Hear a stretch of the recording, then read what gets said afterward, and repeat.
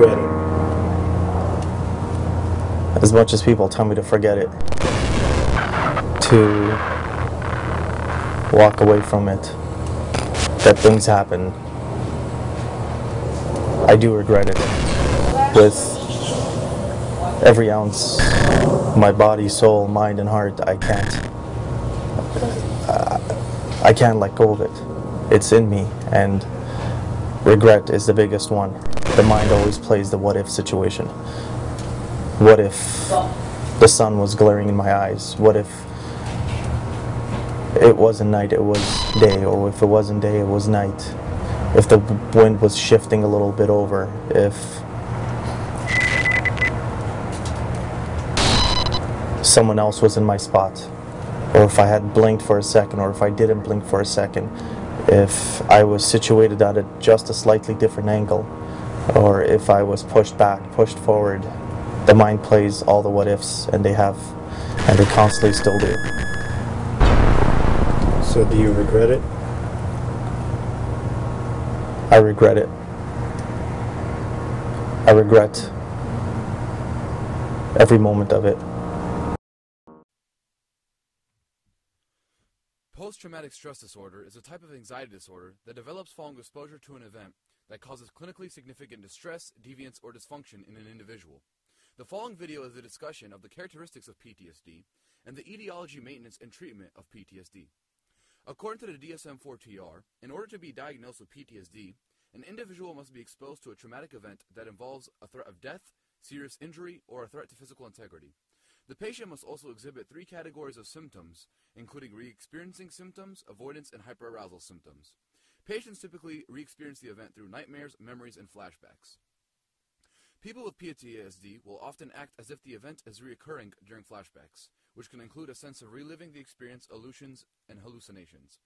Additionally, re-experiencing involves intense psychological distress and physiological responses when exposed to internal or external cues associated with the event.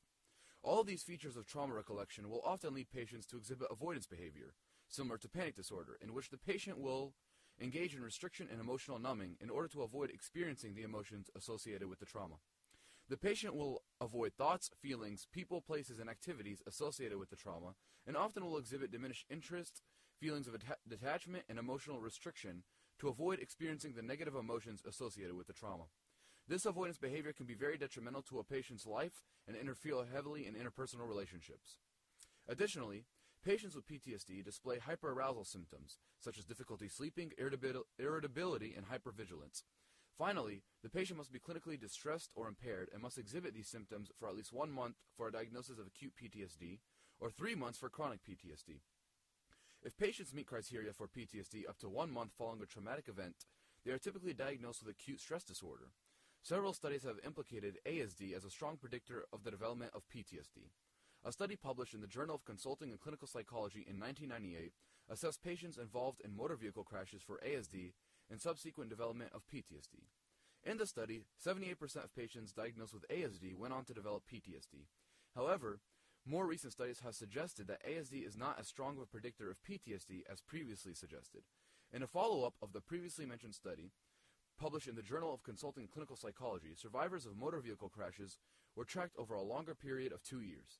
In this study, only 63% of patients with ASD developed PTSD. Another study published in the Journal of Clinical Psychiatry in 2008 assessed the development of ASD and PTSD in a relatively large sample size of patients admitted to 4 major trauma hospitals. Although about 45% of patients with ASD develop PTSD, over 2/3 of the patients diagnosed with PTSD did not have an initial diagnosis of ASD, suggesting that ASD is not an adequate predictor of developing PTSD. It is interesting to note that, although a traumatic experience is necessary for a diagnosis of PTSD, exposure to trauma does not necessarily lead to PTSD. According to Durand and Barlow in the Essentials of Abnormal Psychology text, a number of studies have pointed to the surprisingly low rate of PTSD in trauma victims. In a research review cited by Barlow, published in the Oxford Handbook of Anxiety and Related Disorders, Matthew Friedman asserts that the proximity to a traumatic event is important in the development of PTSD. This may explain why, according to Barlow, several studies have implicated sexual assault in combat as the most likely traumas leading to PTSD. However, Even among people who are overexposed to traumatic events, the prevalence of PTSD is unexpectedly low. This therefore necessitates a discussion of the etiology of PTSD to further understand what causes the disorder once an individual has been exposed to trauma. Numerous studies suggest that exposure to severe trauma is the greatest predictor of developing PTSD. In a study published in 1994 in the Journal of Nervous and Mental Disease, over 1,000 Vietnam veterans were surveyed to determine the most significant contributions to the development of PTSD. Among the sample, exposure to combat was the #1 contributor to the development of PTSD. Another similar study, published in the Journal of Traumatic Stress, compared a group of 30 Vietnam veterans with PTSD to a group of 30 veterans without PTSD. In the group with PTSD, exposure to traumatic violence was significantly higher than the group without PTSD, demonstrating that the frequency and severity of trauma is strongly and directly correlated with the development of PTSD.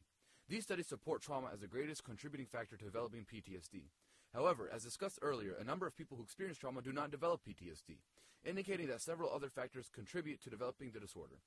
Certain biological traits have been implicated in the development of PTSD.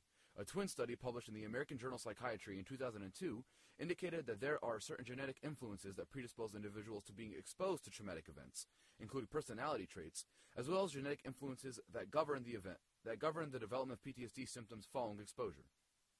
Another widely referenced study, conducted in 1993, published in the Archives of General Psychiatry, studied the development of PTSD in over 4,000 identical and fraternal twin veterans of the Vietnam War.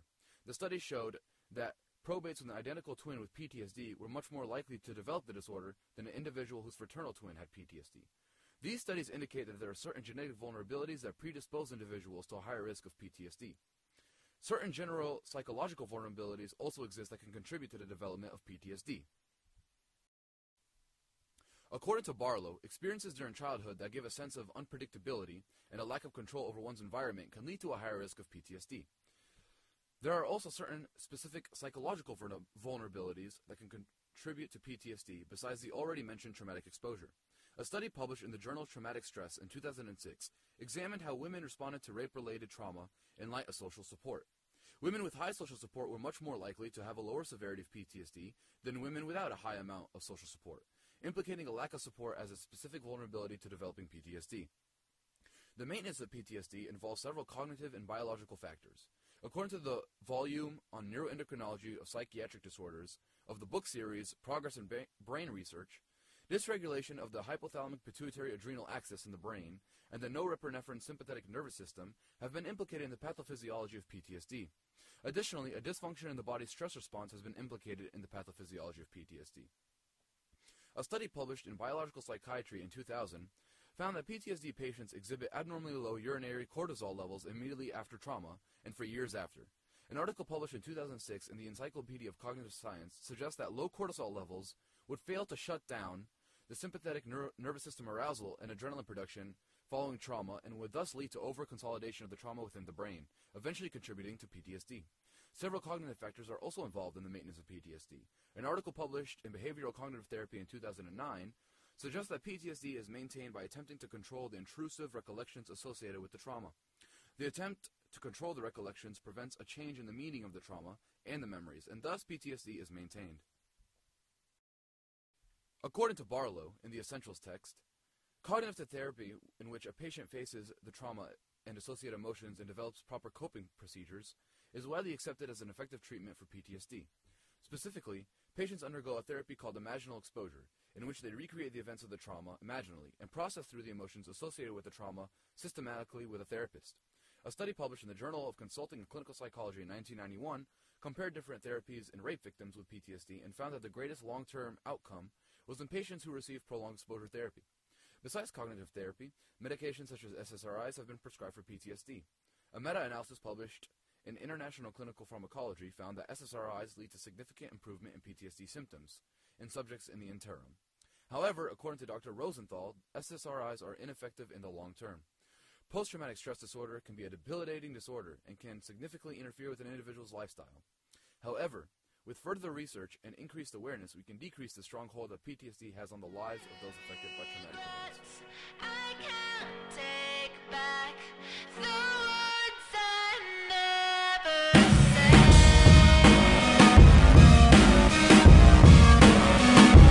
I can't take back the words I never said. really think the war on terror is a bunch of bull? Just a poor excuse for you to use up all your bullets. How much money does it take to really make a full clip? 9/11 building 7, did they really pull it? And a bunch of other cover-ups. Your child's future was the first to go with budget cuts. If you think that hurts, then wait, here comes the uppercut. The school was garbage in the first place, that's on the up and up. Keep you at the bottom, but tease you with the upper crust. You get it, then they move it, so you never keeping up enough. If you turn on TV, all you see is a bunch of what the dude is dating so-and-so, blabbering about such and such, and that ain't Jersey Shore. Homie, that's the news.